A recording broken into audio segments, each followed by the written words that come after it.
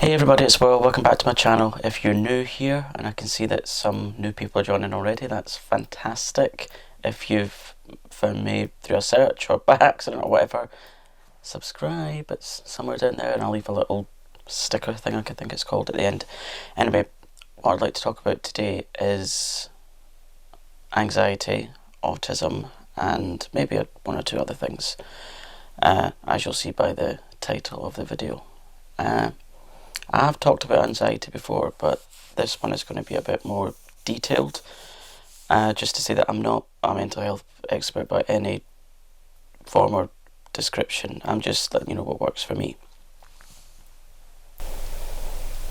Okay, so it used to be that, like about over nearly 5 years ago, when I was really ill, in hospital with pancreatitis and everything, I seemed to have like some sort of epiphany that I would never drink again, and yeah, that's another topic, but it does relate to this. So kind of from then on I decided that I was going to work on why I'm anxious, why I get depressed, why I get so caught up in things. And there's like a couple of specific things that sprang to mind. These thoughts always occur to me like last thing at night, and I just wish I had the inspiration during the day when I'm trying to make videos, but I wrote it down. So if you see me looking down, that's why I'm not being like, oh, there's the cat already.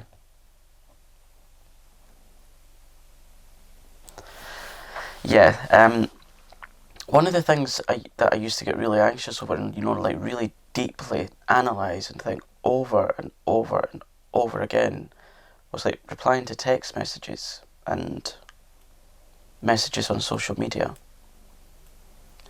Now, it always used to be in my thought that if I didn't reply soon enough or in the right way, or all the things that go with that other person would think, like I was quite paranoid and think, oh no, they'll think bad of me, they'll think I'm a terrible person, terrible friend, terrible relative. But now I just kind of realise, well, perhaps they just don't have the time to reply to you, or they've got more important things to talk about, because to talk about or do with, whatever it is they're doing with their day. And that's fine. So if someone doesn't reply to your text, that's okay. Try not to overanalyze it. There will be something else that person's doing with their day. I mean, don't get me wrong, there will be rare occasions when, yeah, you might fall out or you might have a disagreement over something, but usually you make friends afterwards. That's if, well, you're a grown-up.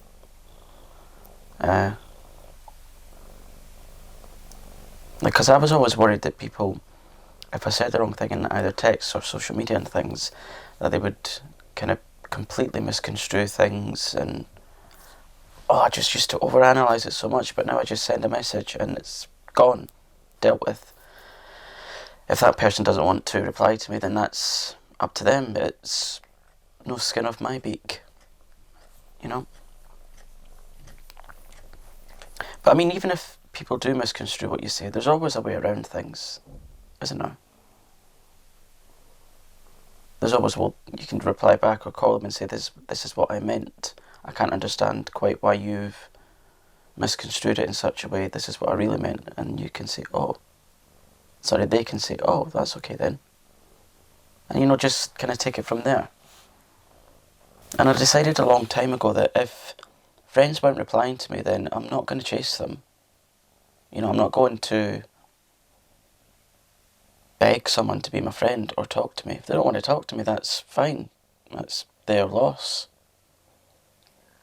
And that's not coming from a place of arrogance. It's, it's their loss. If they don't want to talk to me, that's absolutely fine. And then get on with my day and do other constructive things. So that's fine. Also, more specifically for social media, like if I'm replying to a friend, I'll, give them my all. But if it's someone that's, say, in touch about something to do with wigs on my wig page, I don't need to instantly reply to them. I don't need to instantly think, how can I put into words like my best way of coming across to them. I don't have to do that because they're not my responsibility. Alright, if they're paying me for something, fair enough. I am obviously obliged to reply to them, but if not, I just don't reply to them. It's another worry off my mind. Yeah. Not my responsibility, sorry. But yeah, that's kind of the way that I cope with messages and things. If I see someone leaving a not too positive comment on one of my posts or whatever, that's fine, that's just their opinion. It's not factual. Again, don't overanalyze it. Reply to it as best you can when you feel up to it. There's no great rush. Unless it's a friend getting in touch and they really need your help, fair enough. But just kind of judge how important it is. That works for me, anyway. Might work for you. I don't know. Trying to get through to your friends or family or whatever, people that you speak with regularly. Maybe they just don't want to talk. Maybe they're just tired from work or life, given the current ridiculousness that we're living in just right now. But, sorry, just had a scoon. Like, I would always, if I wasn't getting, if I wasn't getting a reply instantly, I'd constantly rack my brains thinking, what have I done? What have I done?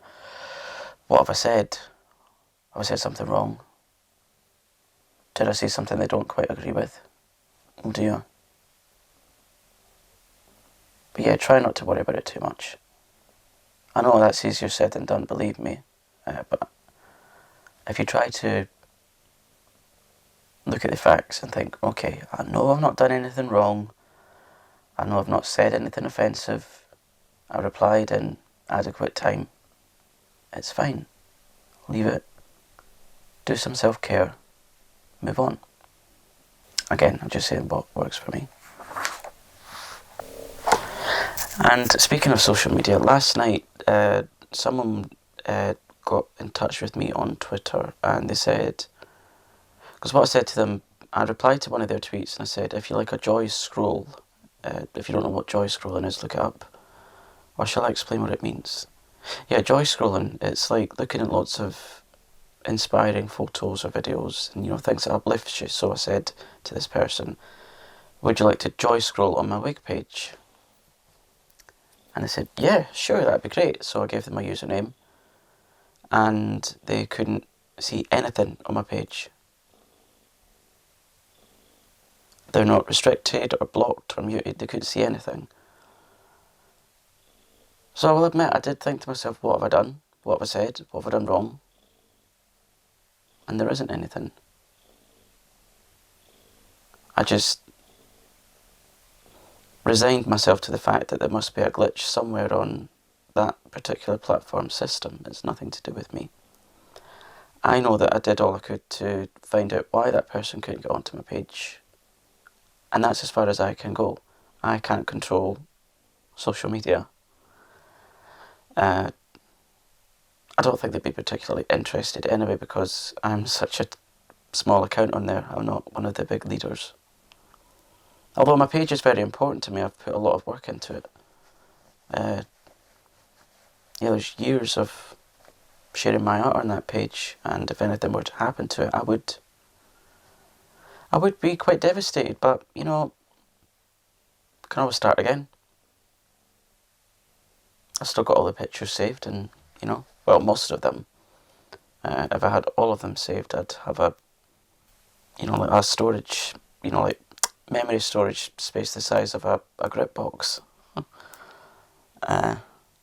So that situation was beyond my control, and I kind of decided, although it's not directly affecting me, so just move on from it. And it was as simple as that. Because what would be the point in me sitting for hours on end focusing on a negative when I could be doing something positive? You know what I mean? That wouldn't be a productive use of my time, would it? So I did all I could and left it. And it's up to Instagram now because I've told them. Right, that's the anxiety bit over with. Now we'll get on to the autism bit. I don't need to read anything about autism. I don't need to write it down because I will remember it all because I live with it. Although just to say I've not been diagnosed with it, although it is highly likely, I've not had my assessment yet. I don't know when I'll get my assessment because the world is still got the pause button on.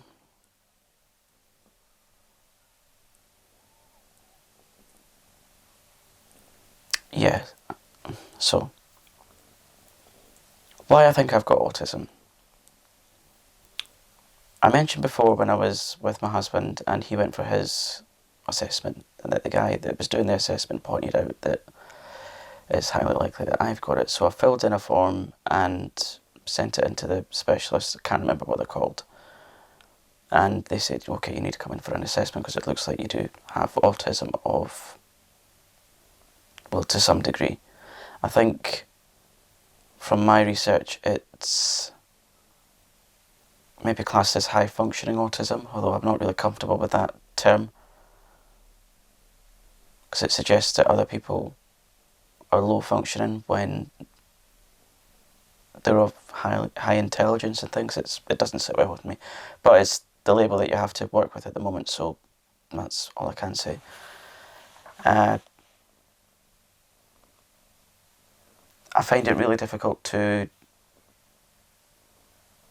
disrupt someone if they're in the middle of a conversation. You know how people can have a flow of conversation? I feel I have to wait until someone finishes what they're saying before I reply. I find it, again, with like doing this, I find it quite difficult to look into the lens without looking off as I'm doing now, because when I'm looking off I'm trying to think of the right words to get out. So whereas a person without autism, I can't remember what the term is, would just let the conversation flow, I have to sit and think about the words to get them out, if that makes sense. I get very stimulated by like certain smells. Some smells make me feel really anxious, some smells make me feel really good and relaxed, so I tend to fill my home with lovely smelling things like incense, scented candles. I like wearing different types of perfumes. It makes me feel relaxed and soothed and secure. When I can smell scents coming from other people's houses, because I live in a flat and there's other people around, I feel like it's an intrusion of my space.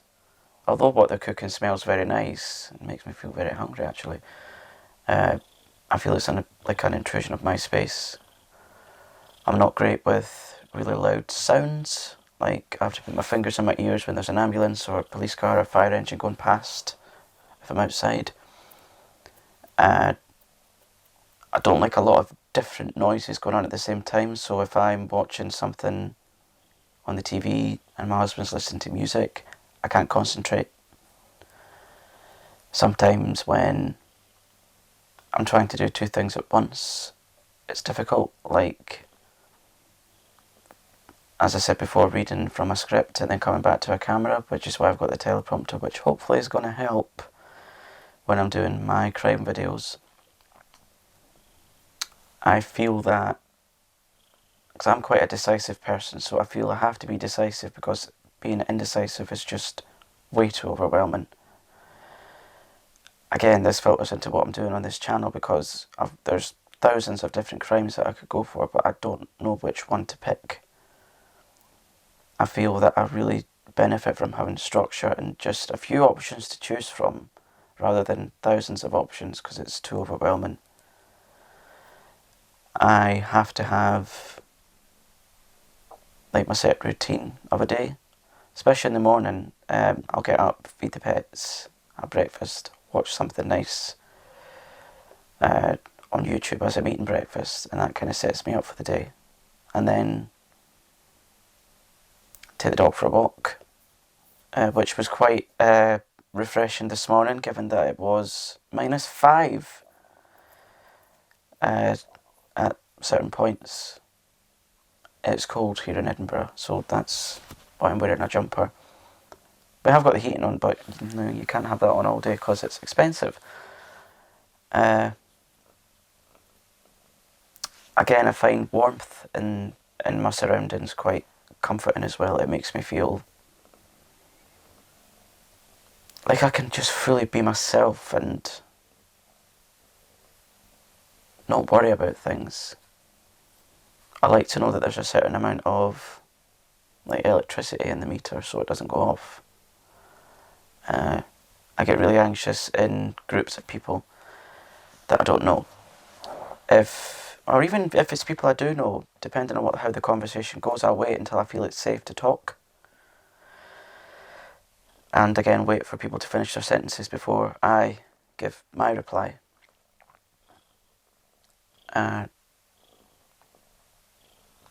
Although this is it's a bit of a misconception about autistic people, that they have no empathy. I'm an empath, so that means I just think about other people all the time. I care deeply about people, even down to the little details when it comes to replying to a message, be it a text or a DM comment.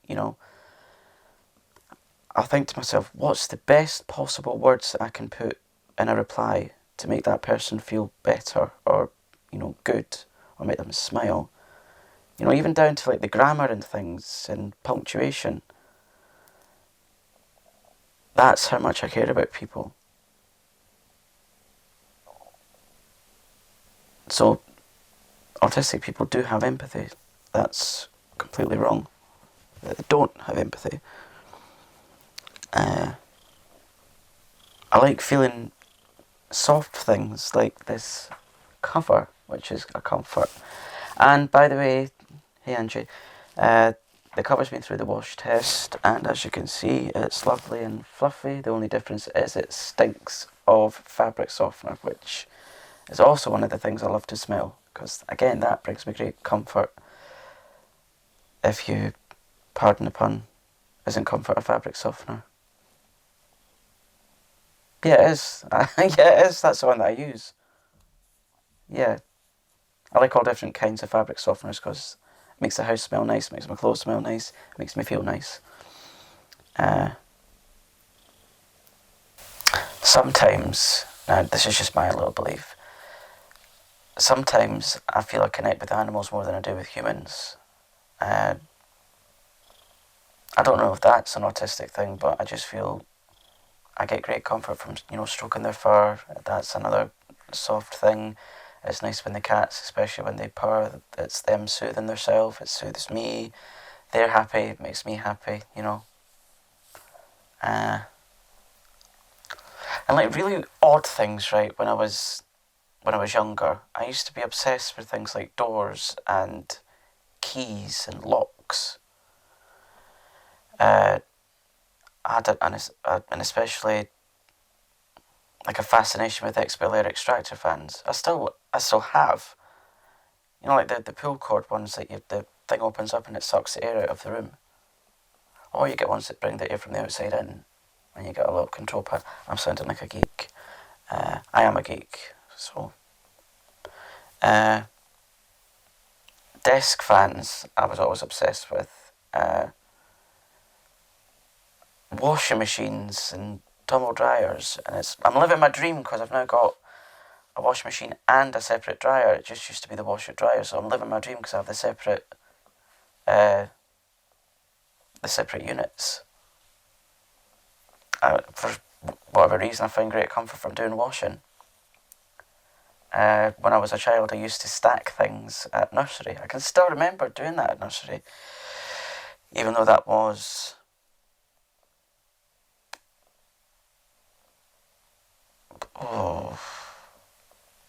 over 25 years ago, I think. Now, maths isn't my great thing. I'm great at writing, but when it comes to speaking, I'm not that great, which is why I'm doing this kind of thing to help with speech. Because I find that if I rehearse things, it's easier to speak.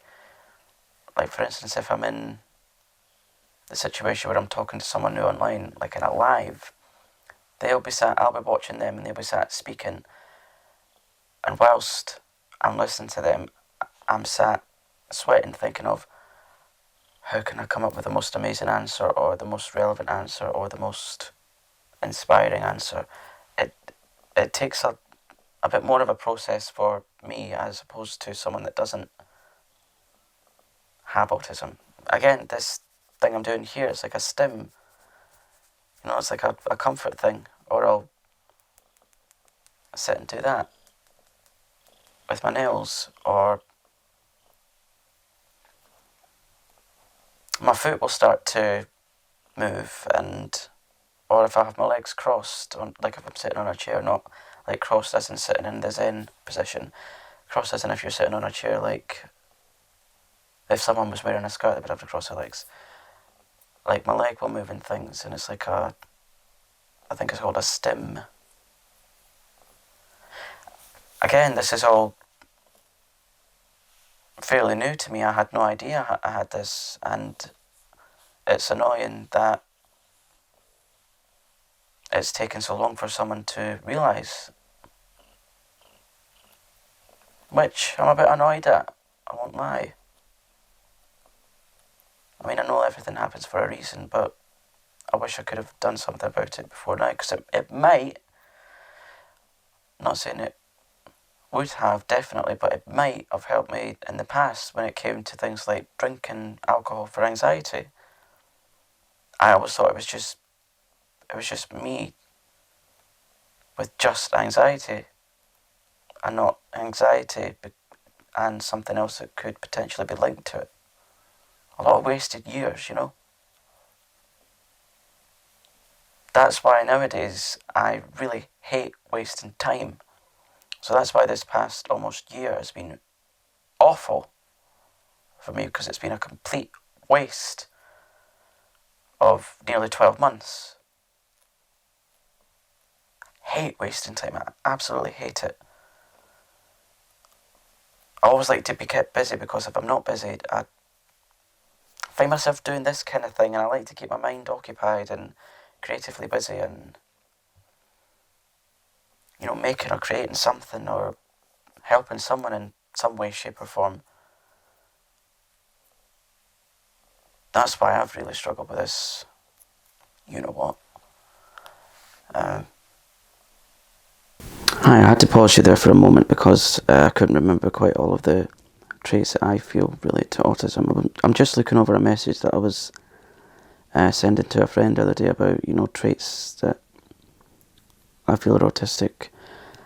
I absolutely hate getting my socks wet. Even if they just get slightly damp or wet, the pair come off, a new fresh clean pair go on. I hate wet feet, hate it.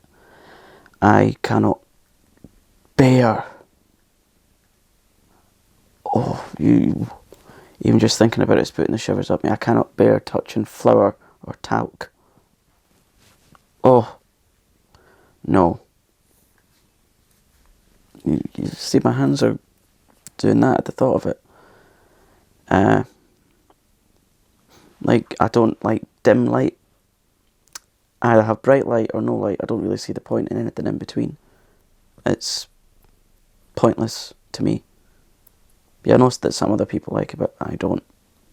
Sometimes when I'm engaging in a really deep conversation with someone, or even if it's just a light conversation in passing, I'll make sure that that person has my undivided attention, and I'll be looking at their facial expressions, reading their lips, looking at what their eyes are doing.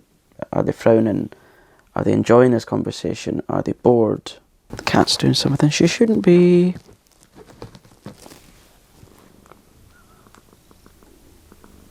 And I sometimes really, really enjoy my alone time. I find it's, vital for me. Yes, I am married, I live with my husband, but he's autistic and we both really enjoy our alone time. Yeah. Not that it means that, we love each other any the less, but we just enjoy our alone time. We get together to do many different things.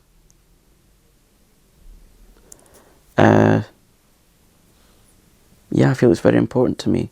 I like to have like my own solace, if you like. Although I'm potentially autistic and an empath, obviously I'm human as well, and patience runs out with me. It really runs out with me, especially when you go all your way, like you do your best to help people, right? Like to really strip back and get to the bare bones of why they're struggling and what help is available for them, what I can do to help them. Sorry, I've got a winter lips. Yeah, patience runs out because there's only so much you can talk to people about, and if they decide not to take your advice, or if your advice isn't good enough, then that's fine, you know, your choice. But I decide to just not go there because that's too much of a drain of my energy. Too much of a drain. Yeah, so that kind of brings me to the end of this video. What's your thoughts? Did you find anything interesting? Will you take anything from this? I'd be really interested to know, so if you could let me know in the comments, that would be amazing. And you know what to do, the thumbs up, subscribe, share with your friends if you like. Yeah, I'd really like to get to know some more new people. There's one or two that I've joined. Hey, welcome, this is a safe place. It's driven by kindness and nothing else, and if anything other than kindness arrives on my channel, then they just get deleted. I've no time for it. Yeah, I get some people have crap lives, but not my problem. I only deal in kindness. Sorry, but not sorry. Yeah? Cool. So, also, if you could let me know if there's anything else you want me to talk about, I'm always up for that, because it's not like we're going anywhere. Yeah, so take care, be kind to each other, and I'll see you all again soon with another video. Bye.